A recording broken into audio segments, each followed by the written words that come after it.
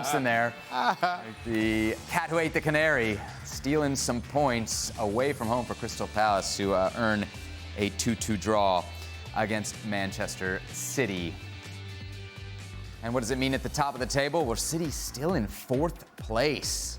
That's right, 3 points off the league lead and missing out there on a big opportunity. All right, for more on this one, let's welcome into the show the World Cup winner, Frank Leboeuf, as well as our good friend and colleague, Don Hutchison. Don, you were calling this match. How? Just explain to me how. How did Manchester City blow this lead? They seem to be in such control. It was the most one-sided game of football, Sebi, I have seen for a long, long time. And until 74 minutes, City were in cruise control. The only thing they didn't really do, which is easy in hindsight, was they didn't put Crystal Palace away. But you would have thought, while they were winning 2-0, in control, they thought at that point in the game, possession was king, so they slowed the game down. They kept hold of the ball. They moved it. Palace offered nothing. Then one long ball over the top, bam, 2-1. All of a sudden, everyone got anxious. At that point, I still didn't feel as though Man City were panicking. But only in the Premier League can a team score a couple of goals so late on when it was so one-sided. And this is not coincidence. Tottenham done it. Liverpool done it. Crystal Palace have done it today. So City are in a little phase where they can't put teams away. And as Shaka said, they are not keeping clean sheets. Yeah, that's 3 games in a row. All right, okay. Go, sorry. First and foremost, this Only narrative that only in the Premier League there are late goals, get out of here with that, Don. Just get, dude. Get. Just get. Only the Premier League there are late goals. Just please. Okay, please. all right. Spare me. Relax, relax. What do we make of this from Manchester City? Is it like the classic smash and grab that you can just brush away, or is there something more here? It's been City's feeling for quite some time. This is Manchester City totally dominating games, not putting away their chances. As I said, Grealish scored in the 26th minute. And looking at this, you are surprised that it wasn't 3 or 4 at that point. To put it in perspective, there's at one point in the second half that Henderson dives to make a save and catches cramp in both his hamstrings. This is the Crystal Palace goalkeeper. Yes. That tells you what was going on inside Crystal Palace's box. Yet still, it took, well, the one finish from Grealish, Rico Lewis, with his first senior goal, you felt the joy certainly for him. But after that, there's this air around Manchester City that they just aren't, they just cannot keep clean sheets. And unless... And the longer games go on, the more teams just feel that they have a chance. So if on 74 minutes when Palace first score, if City aren't 4 to the good, you feel you're in it. And that's all that happened with Crystal Palace. 2 goals to the good, all of a sudden, it felt like the first time Palace crossed the half-line for the game, they won back of Manchester City. And now Manchester City, given their own defensive problems, given all the issues they've been having over recent weeks, they just get very nervy all of a sudden. And Crystal Palace make the most of it.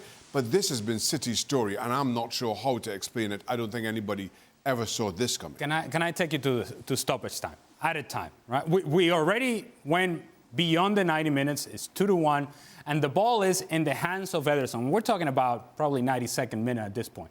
In the hands of Ederson. They're still in full control of this match. He punts the ball straight out of bounds. Crystal Palace pulls the ball back in play. They lose it again, and it falls onto the feet of Phil Foden. He has possession. Once again, Manchester City have possession of the ball. He loses the ball. Guess what? Crystal Palace goes on the attack. They lose it because they can't create a chance themselves. So the ball gets deflected by Kyle Walker over to the far side, and it falls to the feet of Bernardo Silva. So within 30 seconds, the ball is in the feet or the hands of Manchester City to kill the game off, to possess the ball. What is the thing that Manchester City does better than everybody else in the world? Ball possession. And they're unable to keep possession of that ball. And the same guy that gave the ball away earlier, Phil Foden, 30 seconds earlier, is the one that is now put in a position where he has to defend and does what he did. It's a minute of play in which Manchester City don't do the very basic things that make them a good team. That's why they dropped 2 points today. Yeah, it's 3 games in a row at home where they haven't been able to win in league play. The last time that happened was Pep Guardiola's first season at Manchester City. Frank, with what we've seen from City today, how big a worry is this going forward? It was the key point today. Talk about effective.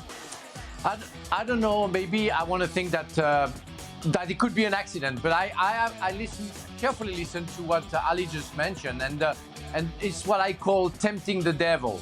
And when you look for just keeping the ball in a dangerous area and you are trapped into your own skills, it's when the danger comes out, and it's when you're punished. And it's like they trying to force what it should be only natural, keeping the ball, but maybe further away. They try to do something maybe too dangerous, too difficult, and maybe not something which should be done right now with the Manchester City way of thinking the game. And I feel that it can be dangerous if they keep on doing that, but it's still only maybe 3 tonight, maybe 6 tomorrow, games away from the first in the Premier League. But we all know, and we talked about that yesterday, that they're going to come back. The people are going to get better. I mean, defensively, yeah, they made mistakes, big mistakes. But last year we saw the same things, and they came back. So it's possible to readjust and do it better. Can I talk about something that I really strike me a lot? Is I think that first Ederson should have been sent off, because if he doesn't make the foul when he comes out, I think it's Mateta can score. I think Lewis is offside for me, because I don't think Rodri, when he scored the goal, because Rodri doesn't touch the ball. And isn't it a foul on Bernardo Silva on the penalty that Crystal Palace got just after? I mean, am I the only one who saw that, or is that just something I invented? Don, you called the game. Is Frank right? He's not right on the Mateta going through, and Ederson should have been sent off because A, he was taking the ball away from goal, and B, the covering defender was Ruben Diaz. So I can see why Frank thinks that, but by the laws of the game, that's not a sending off. As I said, he took the ball away from goal, and Ruben Diaz was on the cover. I did see the potential shirt pull on Bernardo Silva for the penalty at the end. Debatable. I don't think it was clear cut. And the Rico Lewis one, actually, Frank, I actually agree with you. I've not seen it back, but in real time, I called it. And I think what the VAR have probably looked at, they've probably looked at the ball getting flicked that was quite close to Rodri, and it didn't touch Rodri. So they probably thought, oh, well, it's clear because it didn't touch Rodri, and it fell to Rico Lewis. The problem, what I saw, again, I could be completely wrong because I've not seen a replay, but I think it was Phil Foden that played the 1-2.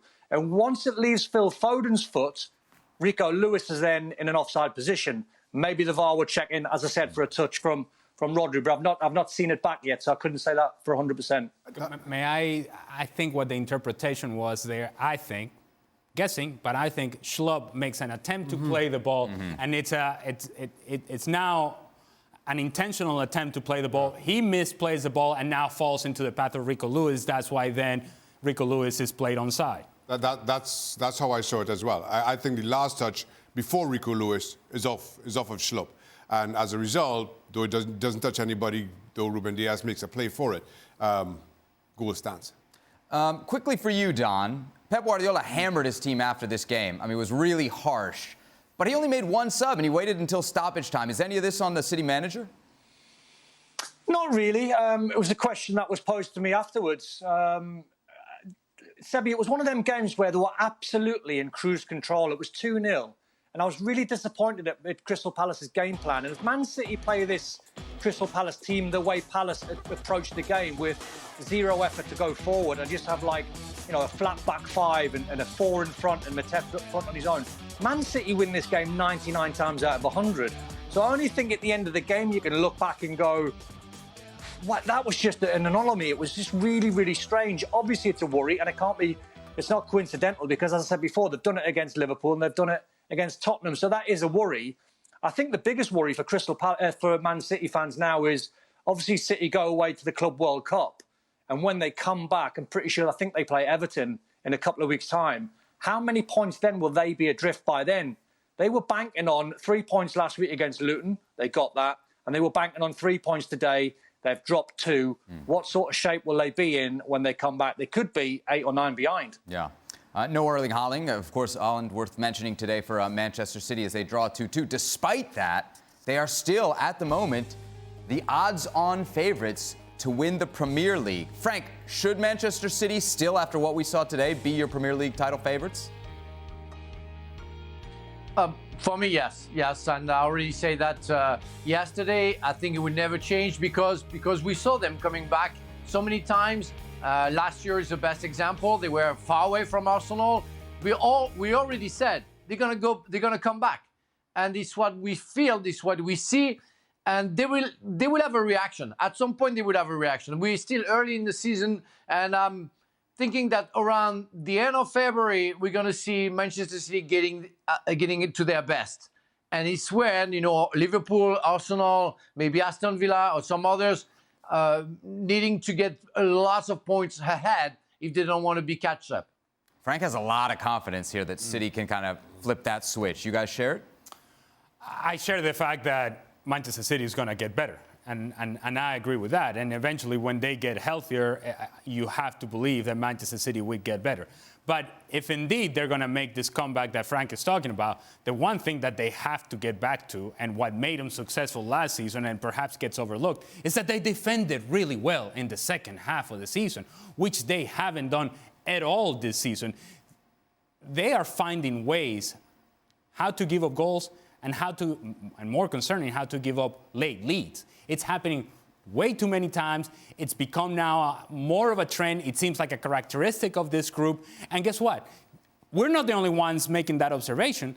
Teams playing against Manchester City now know that very well. And so that fear factor that you may have had against Manchester City now becomes sort of a hope factor. Is that you go down against Manchester City, we can come back against this team because everybody has come back against Manchester City this season. You still taking them, Shaka? Today, after what you saw today? No, I've all but lost confidence in City being able to turn this around defensively. A few weeks ago, I think it was the previous Champions League game against Leipzig, I said I felt defensively they conceded 2 awful goals there as well. I felt defensively there was this commitment to playing total football and not just dealing with the situation.